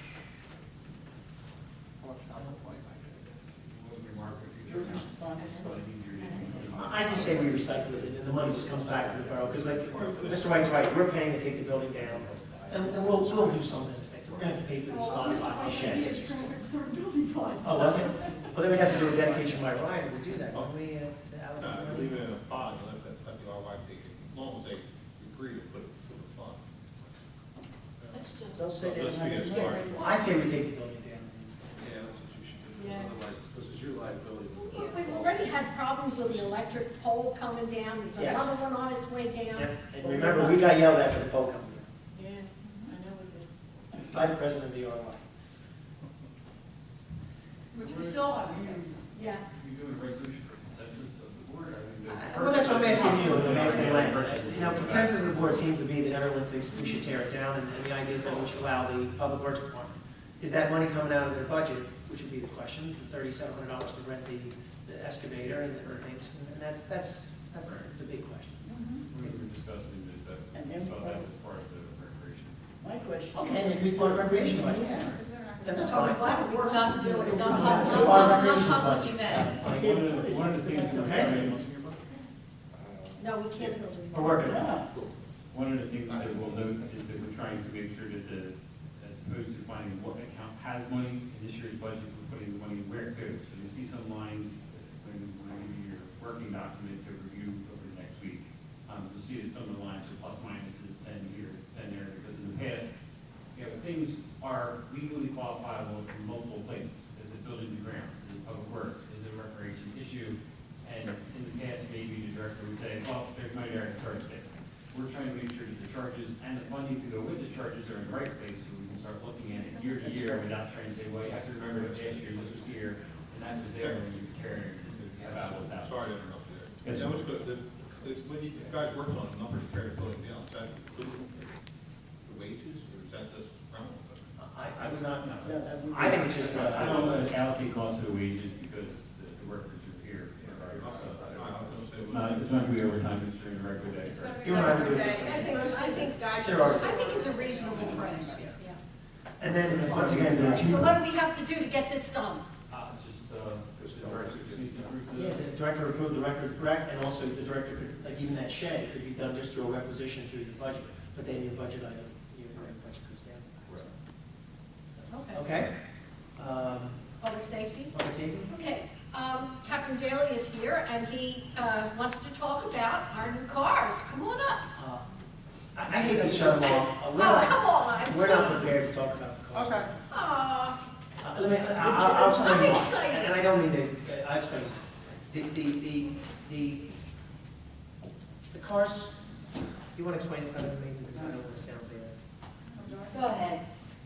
We need to be a little more patient with the cars. Um, We have a resolution on the table right now to have a shared service agreement with Cranford Police, because they've already gone out and done the bid process.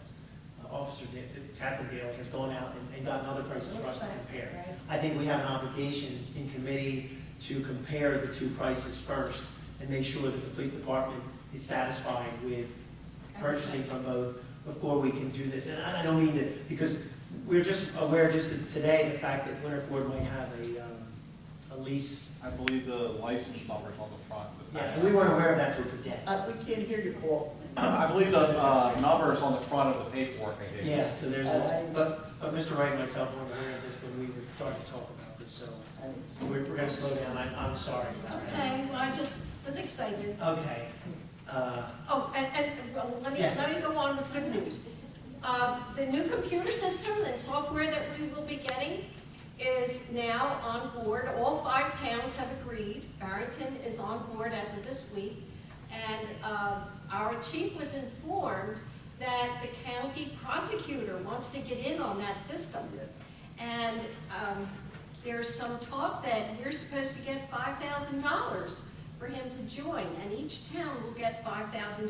Now, that's what I'm hearing as hearsay. I don't see any money coming our way yet, but it sounds very interesting on the part of the county prosecutor.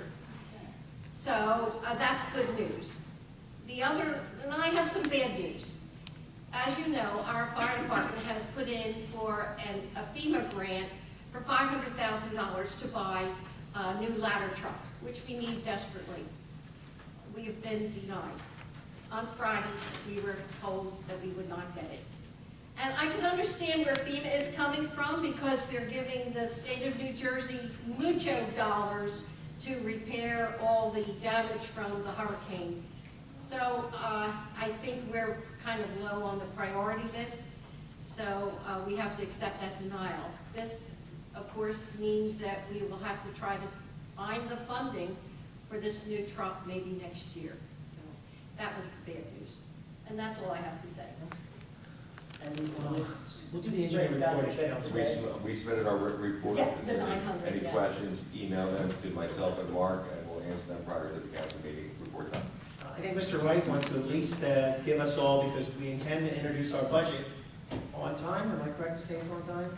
Close to on time? I think it was your next regular council meeting after the due date, Next regular council. which is the second, so that will be on time. So, Mr. Wright, do you have something to hand out to everybody? I do. And a couple items first item, record, on our issues that we discussed in the emergency management, would you like me to give us some of the report on that topic? Yes, please. Okay, and I'll briefly go over this, and there's been a lot of, I guess, talk around town regarding the CCMUA 42-inch pipe break behind Trap Rock. And just so everyone understands that was a CCMUA line, and it's a CCMUA responsibility, but it did happen in the Borough meeting. So for those of you who are not 100% aware, I'll give you a brief recap on this. That basically on Thursday, March 7th, the CCMBA received phone calls regarding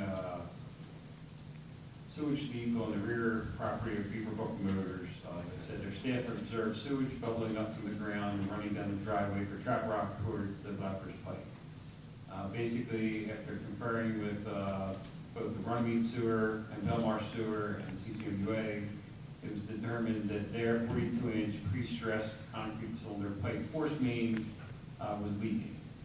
Basically, what they did at that point in time is they called out their emergency contractor to respond to the scene. While they were waiting for the contractor to respond, they dealt with the issue at Beaverbrook and basically cleaned out the Beaverbrook garage, and also what their standard operating procedure for sewage spill is to apply lime. That is basically what is allowed by DEP, and that's their standard practice. So basically, they diverted it from going into the garage any further. And again, that was on Thursday, March 7th. Basically, they did the, excavation to find out the leak, and during that process, they brought in two 20,000 gallon tanks on site, along with a pumping system and trucks to transport. And during the weekend, while they did their temporary patch and repair to this pipe, basically they pumped the sewage into their 20,000 gallon tanks, and then basically when it was required, they transported that to their treatment site. And they did that around the clock until the repair was done. And I guess about Saturday at noon, they had completed a temporary patch on the crack, which apparently is to a concrete pipe. We originally thought that we were going to have them come out and repair it over that weekend, so we were gearing up to deal with the secondary effects, which I'll get into in a second. But the pipe that they're going to replace it with is being manufactured. They're going with steel piping, if I'm saying that correctly. And they had to fabricate it, and there's been numerous, dates that they were saying that they were going to be available. The current date that they expect the pipe to be available and to make the permanent repair on this break is around April 25th or 26th. They're going to make this repair during the overnight hours when the flow in the system throughout the county is at the least, and they're also going to basically manually operate all the other 7 pumping stations so that they can make sure that the system holds as much in the system without coming to run. Because at the end of the day, and we've dealt with this in the borough in the past, when the pumping station shuts down, the force of all the flow still comes through the system, and it blows manholes in front of the public works garage, and it will back up in that area. So there will be at least 2 residents in that area, along with the public works site, that are going to have a direct impact.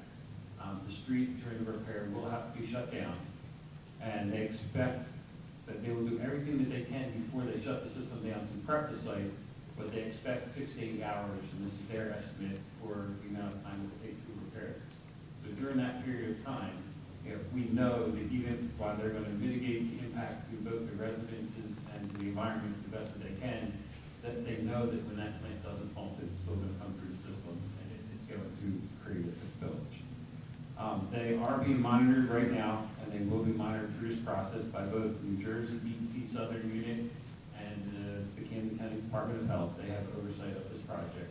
And again, I just want to stress that it's a CCMUA incident, but will impact Runnymede. Both Public Works Department, including Director Caucus, because he was on board that day, I think this one was available, and myself went down when it first happened. And at that point in time, they told us they were going to do it possibly that weekend. Then it turned into the following week, then it turned into the first week in April, and it's really all contingent on when this piping will be available to be manufactured.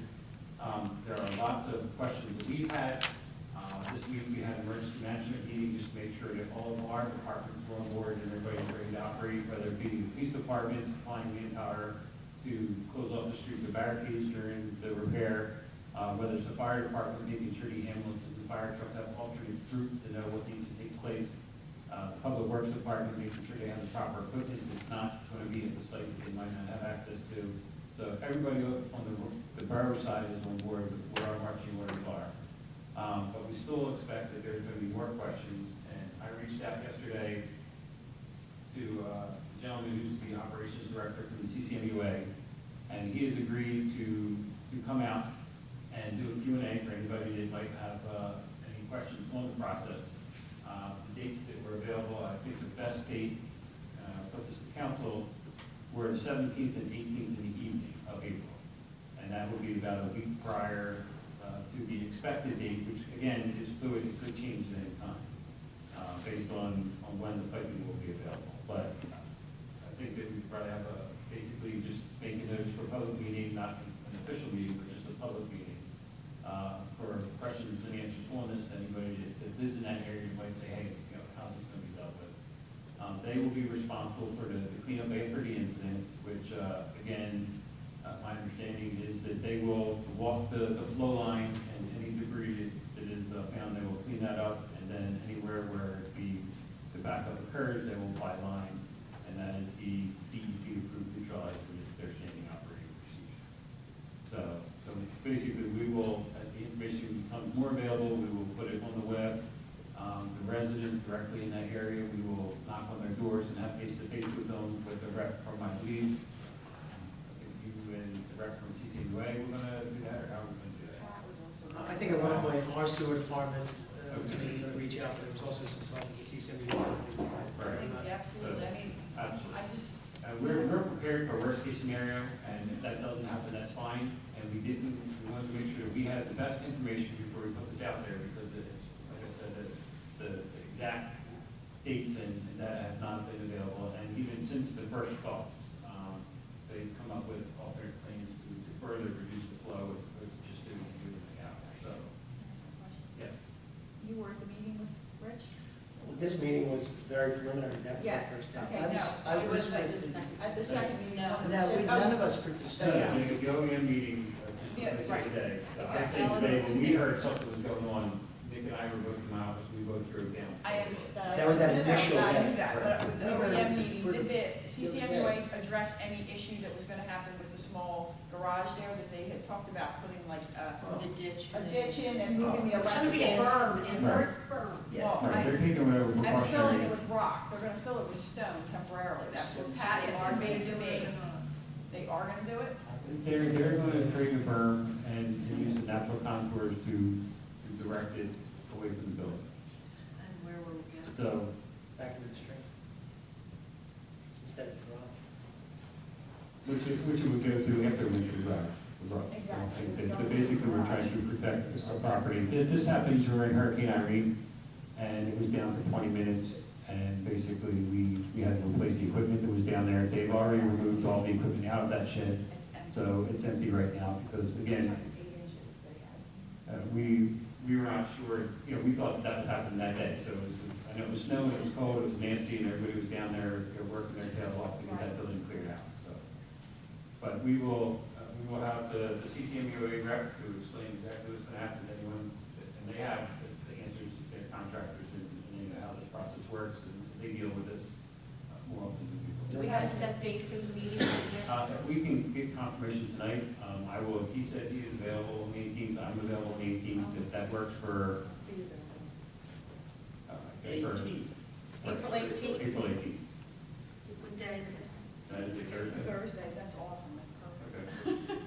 I'm off, that's good. What time is that? But this is strictly their meeting.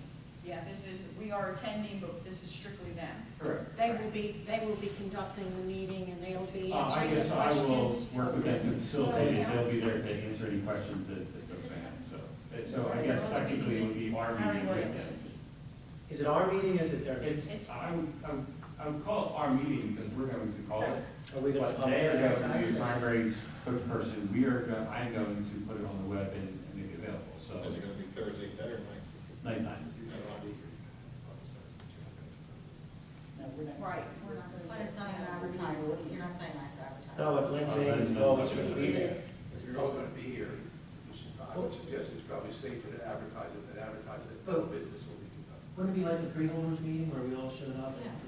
Yeah, I guess it could be like that, but then. Well, that was that their was the freehold. advertising. That wasn't freeholders. So, Rich is saying, it's our meeting. Is it our It's meeting? our meeting, and I Kind of like think when Brian had the meeting to if discuss. it's their meeting, then we're just showing up, then I don't think that. It's kind of like when Brian held the meeting to discuss the reassessment. Make it their I meeting. mean, it wasn't Make council. it 30. Make it their meeting. But if you're not hearing me, it's our meeting. We're calling in to make sure our public is Right. informed, and if there's any questions that they have, they can get me. And the other side of this is let it be advertised, let people know that this is their issue, this is Right. them, not us. Right. That's why I thought that the Right. CCA And was. they've been very cooperative. I have no problem getting through to them, and all the questions that I had were answered. They weren't at our OEM meeting, but that was for us to make sure our ducks were lined up, and we will have another meeting. Yeah, and Pat informed me, Pat got to me as soon as the meeting was over to let me know, so he's Okay. been in touch with me just to keep me posted, so I can be informed if somebody gets me in a corner. Right. And it's important also to note that once we have the meeting set, we're going to let the press release go out to the media. Correct, yes. Okay, once we have a meeting set. Right. This is the first time someone mentions Normally it happens, it just happens, and it happens for a short period of time. We have not had it for a long. we have time for this yet? You told me, Jesus. Come on, you guys go off on tangents. No, that's, I was, Do we want to set a time for this meeting, like, let's come up with a time, 7 o'clock. 7 PM, is good? Absolutely. That's April 18th? April 18th, 7 o'clock.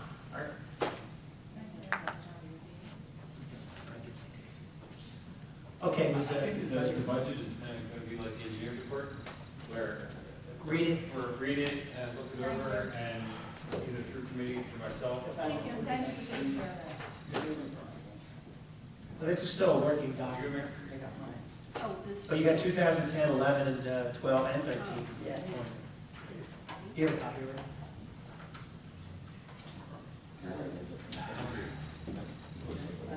You give me your report, Chad. All right, so your stuff in closed session? Yeah, I might have one sentence, yes, but. 1 second. Oh, we can do this evening, because of the 28th? Since we're all here in this public meeting, we have resolution 13 dash. This is a resolution for the increasing the bid threshold and appointing a qualified purchasing agent. This is what we talked about. Oh, this is. The reason we have to do this is because we would lose if we did it, we have to do it before the 28th, is that correct? Correct. So, do I have a motion? I'm gonna do it like the end. I so move. Okay. I make a second. Is there any discussion? Everybody clear? Or this is just an hourly agreement? An hour agreement or monthly agreement? Hour. But $100. only on an average of like maybe 10 to 15 hours is what you estimate possibly, right? Yes. It's not Based lost in. on, based on what we do. Right. The whole year, the whole, you want to put a max? I think some months you might have more, and some months we don't do We don't it. do that for that many bids. No, No. no, I know. So we have a motion and a second, roll call? Mrs. Kelly. Yes. Mrs. Moore. Yes. Mrs. Passio. Yes. Mr. Root. Yes. Mr. White. Yes. And Mr. Kapadas. Yes. 6 ayes. Okay, before we go into closed session, I'd like to open the meeting up to good and welfare. Is anyone wishing to speak? Please come to the microphone, state your name and address. Anyone?